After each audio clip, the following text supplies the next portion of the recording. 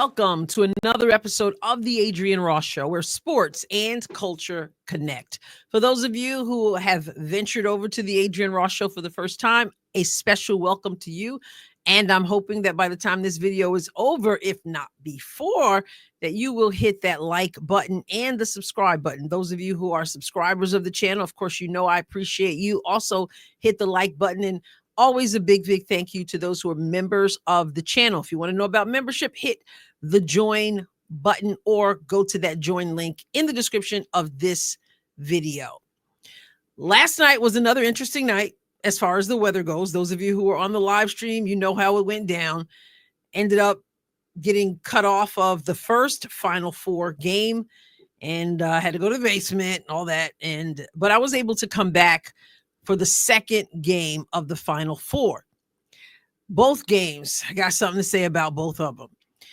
First thing I'm going to say is that during the second game, toward the end of the second game, that's the UCLA versus UConn game. I asked the question in the live stream. I asked you the same question. The score was just out of control.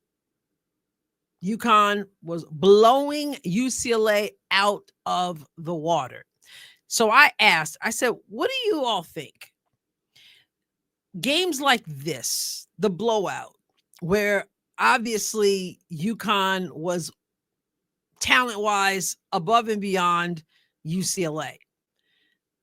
Does this kind of game help the overall game, grow the women's basketball game, or not? I mean, do you look at a game like this and say, wow, that UConn is so skilled, it makes me want to watch? Everybody should be down for watching women's basketball. Does it grow the game, or does it hurt the game because you're looking at this? It's a blowout. It's the Final Four and it's a blowout, and it's just painful to watch. What do you think? I mean, I said some people might think this is really good for the game. It shows how dominant teams can be. Not one person whose comment I saw said this is good for the game. And the reason why I said whose comment I saw is because, you know, comments can kind of go pretty fast. But I didn't see one. I saw plenty of people say, no, this is not helping the game, or it hurts the game, or it's boring for the game, whatever. Again, I'd love to know what you think. Because as for me, whether we're talking about South Carolina versus Texas, or we're talking about UConn versus UCLA, it's a blowout in a Final Four. To me, who wants to watch that? But I'm curious to see what you think. And speaking of the whole thing, I have shared before that one of the reasons I don't watch a lot of women's college basketball is because there are so many blowouts throughout the course of a season. That's one of the reasons. The other reason is games are on so many different stations. Some of them you don't get. You can't keep up with where they are. I think that's an issue too. But beside that, like most of these games, I'm going to say most of these games are blowout games, regular season blowouts. And it seems rare that there's a game where you feel like either team can win. And I don't want to watch it. I maybe you do. I mean, if it's my team and I'm like really heavily invested, like back in the day when it was Tennessee, yeah, blowout all the way. But if it's random games, I simply don't want to sit there and watch a team blow another team out. And here we are in the Final Four of all games. In a Final Four, you would expect that this is the best of the best. Now, we know in sports, sometimes you get these upsets and somebody ends up in there who's like a 16 seed or whatever. But for the most part, that's not happening in the women's game. And this should be the best of the best, right? Or at least the teams playing the best toward March. So you want to see a game. When you got ones and twos out there, you want to see a game. There was no game. I mean, Texas and South Carolina started out as a game, and Texas's defense in the beginning had South Carolina like, scratching their heads, like trying to figure it out. But as we always say, being a veteran as a coach, having experience, it shows up in the big moments. It's a game of runs. You got to play 40 minutes, and teams like South Carolina have shown that they can withstand that. So early in the game, we're like, oh, we got a game. And then we're like, oh, we don't have a game. And so the score for that game was 74-57. South Carolina, number one South Carolina over number one Texas. 74-57, which you might say, well, that's not too bad. Yeah, okay. For Final Four, I don't want to see that. So Texas lost. I wanted Texas to win. Let's take a look at the box score for this before we jump over to UConn and UCLA. So here you see the score, 57-74. And Madison Booker, well, she didn't have a big game. And she, I believe, averages, let me look up here. Yeah, she averages 16.3 points per game, 6.6 rebounds, 2.7 assists, and 46.4% field goal percentage. So with 11 points last night, Friday night, she was beneath her 16.3 points. She also only had one rebound. She had no assists, one steal. Here's the thing, though. She was in foul trouble. She ended up having early fouls, had to sit on the bench, and then she picked up the third foul, and before the third quarter. And I was thinking, they managed to kind of keep it together. In fact, even keep a lead at one point while Madison was on the bench. And then Coach Vic decided to put her back in. I get why you do it, but at the same time, I'm thinking if you can be close or keep that lead and don't have to put her back in, you're in a good spot. I'd rather have her on the bench with 2 fouls than put her back in and her get a third foul, and now she's on the bench with 3 fouls. So I would have, if I was close, which it was for a while, I would have. I think I would have sat her a little longer. Anyway, as they say, hindsight is 20/20 vision. So with 11 points, I mean, the only other player in double digits for Texas was Jordan Lee off the bench with 16 points. That's not going to get it done against a South Carolina, not for full 40 minutes, right? You might squeak by for a little while. But yeah, I really don't want to see 57-74 in a Final Four. So that was disappointing. Missed the end of that game because, like I said, we had weather issues and I had to get to the basement. Well, actually, the electricity went off first and then I had to get to the basement. And so I wasn't sad to have to miss the end. I saw most of it and it was painful. So again, we have South Carolina in the championship game. And for those of you who are going, oh yeah, I got prognostication muscles because I picked South Carolina. Well, you really weren't out on a limb picking South Carolina to be in the championship game. I could have chosen South Carolina. I chose not to choose South Carolina because I didn't want South Carolina to be in the championship game. So I didn't pick South Carolina for my bracket, although trust me, I'm very aware that it was not a long shot for South Carolina to be in the championship game. So speaking of the championship game, we now know that UConn will face South Carolina in the championship. You guys know, I don't like UConn, can't root for UConn. And as many people in my live chat are or were, it's anybody but UConn. I don't want to root for the South Carolina and Dawn Staley either, but I'm certainly not rooting for UConn. Okay. So UConn, however, did UConn things against UCLA. And it wasn't because of Paige Bueckers having a great game. Now, she had the last 3 games were like, whoo, I did a video about that, talked about that. I think she had 34 and then 40 and then 31, something like that. So, I mean, just ridiculous what she has done and the efficiency with which she has done it. Last night was not one of those nights, but she does other things to impact her team, even when her shot is not falling. So let's take a look at the stats of this absolute blowout, Final Four blowout. Here's the score, 85-51. A Final Four, a number 1, UCLA going against the number 2, UConn Huskies. Of course, we know UConn 1, UConn 2 doesn't make a difference. It's UConn. 51 85, a 34-point blowout. Okay. Well, what about Lauren Betts? Lauren Betts is 6'7", and she plays for UCLA. First of all, congratulations to UCLA. They've never been this far. Never. So for them to get there, it's great. And you've got Lauren Betts, and that's all you had last night. Lauren Betts had 26 points last night. Understand, her team only had 51 points. She had 26 of those points.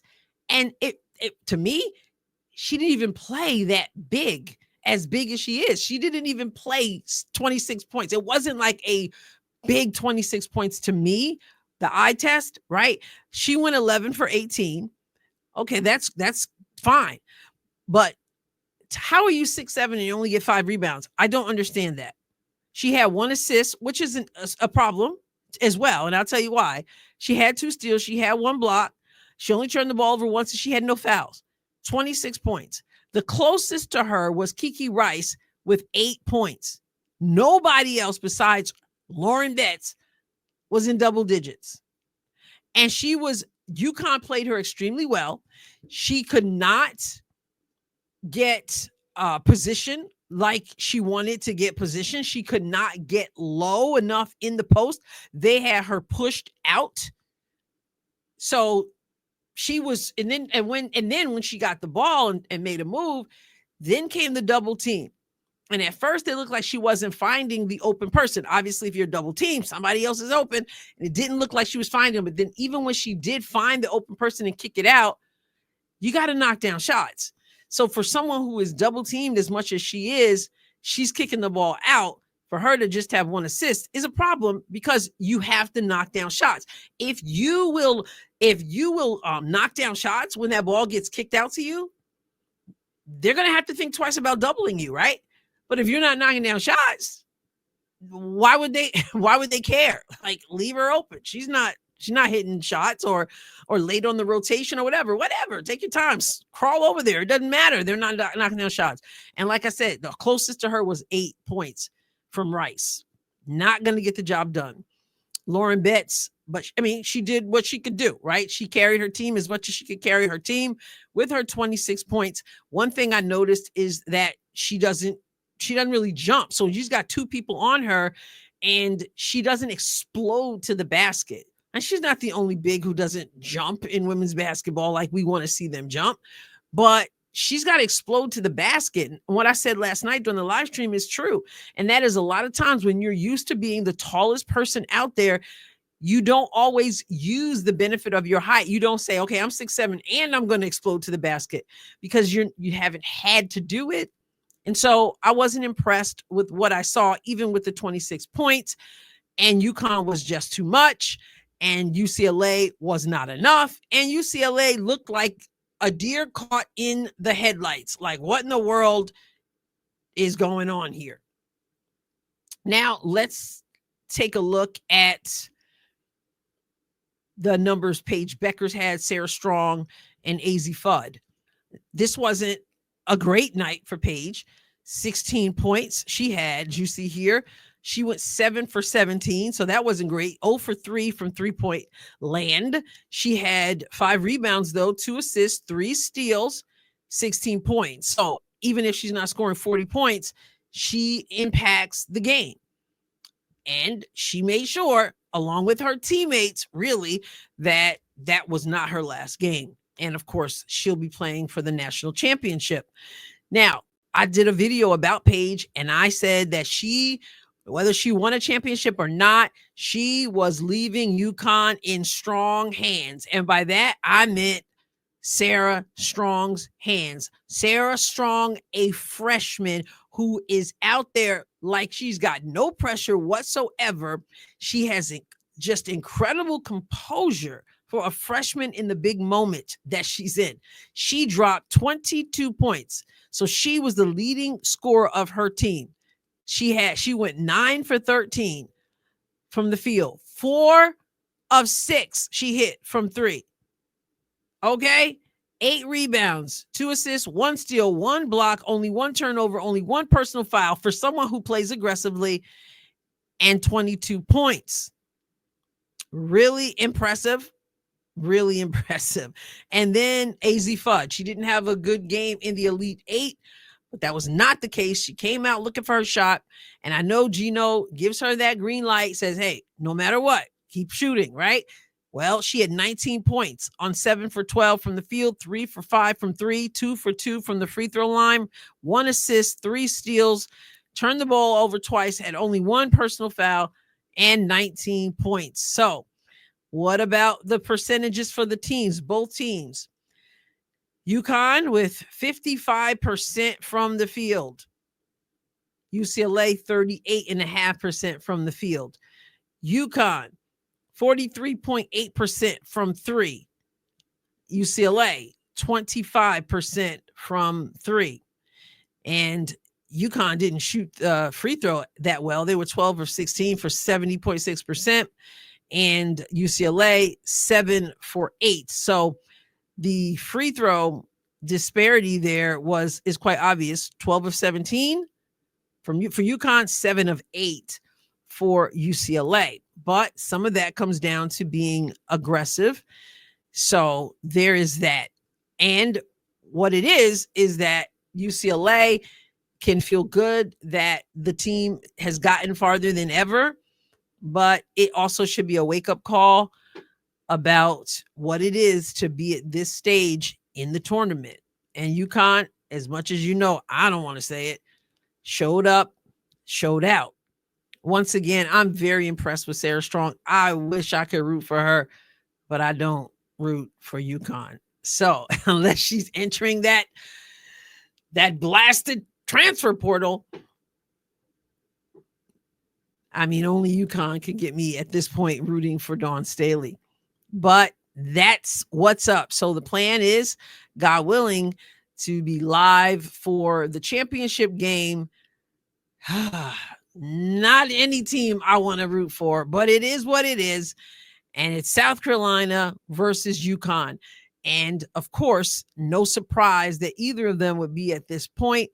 And the fact that there was some disturbances in recent years for how things turned out for those teams. Well, not last year for South Carolina, but in the last couple of years, Caitlin Clark has definitely had her hand on disrupting some things in women's college basketball and doing with Iowa something that is just phenomenal to have done. But no Caitlin Clark. We've got UConn. We've got South Carolina. And we will find out which one of these teams wins it all. And of course, the conversation is nonstop about Paige Bueckers, the pressure to win a championship. I don't know if the pressure is on her because she said she's let that go and just has fun. Of course, she wants to win a championship, but pressure from the outside world, because a lot of folks are rooting for Paige to win a championship.